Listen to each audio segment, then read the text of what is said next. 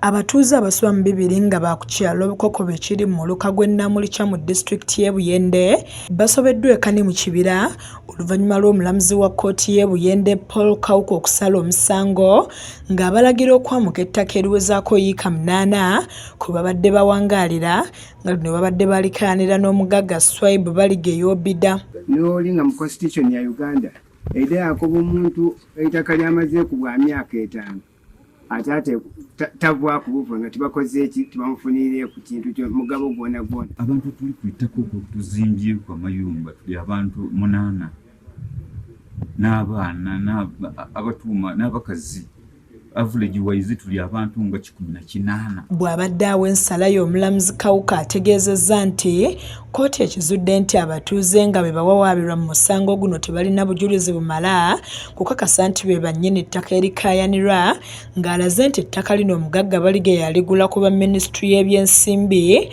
ng'ayita mu kakiiko akaateekebwawo okutunda ebintu by'abayindi abaagobwa muno eyali Pulezidenti Idi Amin Dada mu myaka gye7.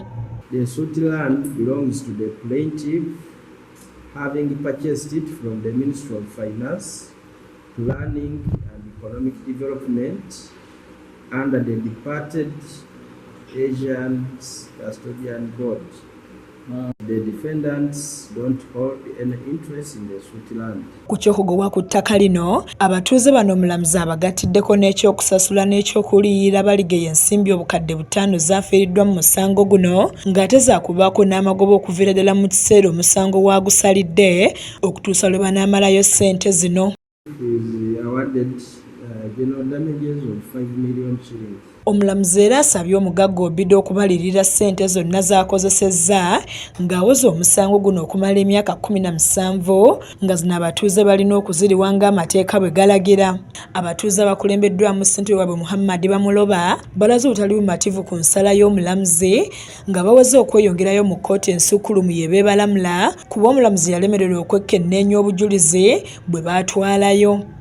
Omulamuzi w'ekitiibwa ensala yasomye tetugiroba kuba ati oyabona ayi ebbaluwa ya vice speaker tagirambulire akulirwa kuba nti yawandiika ebbaluwa etalambulire yakuba ki. Bagamba nti balina gye bagenda ku butaka kwe bagobeddwa n'ali ly'abajjajjaabwe ng'ate abalala baagala omugagga Baligeya abaliyirire olw'okubaguumaaza.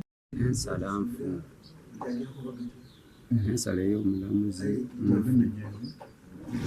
tugiikiriza era tujja kudulira